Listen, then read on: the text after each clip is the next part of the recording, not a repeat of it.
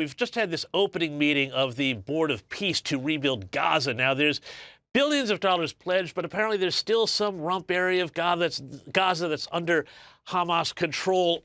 Just tell us quickly, how serious is this plan, and what do you reckon? Can this work? Look, clearly it's a novel approach to this, right? So we've had the war. Israel has done a very effective job of damaging, causing significant setbacks, decimating really Hamas's military power.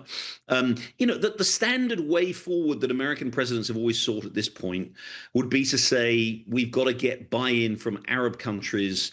In order to get buy-in from Arab countries, maybe to normalize relations with Israel, we've got to go for a two-state solution. So, because the Arab countries will insist on a two-state solution. I think Trump has kind of bypassed that. This idea of the Board of Peace is to say, no, there's not going to be a two-state solution. What we're going to do is we're going to focus on actually what's needed in Gaza, not, we're not going to hand over Gaza to a political authority that's then going to, once again, try and declare war on Israel.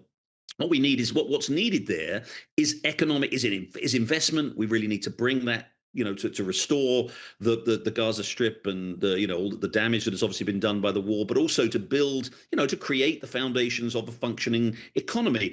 And he's managed to get buy-in for that. I mean, we'll see whether these numbers actually materialize. The US is committed to $10 billion itself. It does that. But as you saw today, there are a lot of countries there who pledged their commitment to help this process along. So I think it's got a long way to go. We'll see how it unfolds. But this approach of saying, no, we're not, that the way forward is not some, elusive political solution of a two-state approach. What's needed is hard cash, and we are to put some up. These other countries are prepared to put some up. That's the way forward, and that will mean a more stable Gaza, a more stable Palestine, ultimately living, we hope, ultimately side by side with Israel in peace.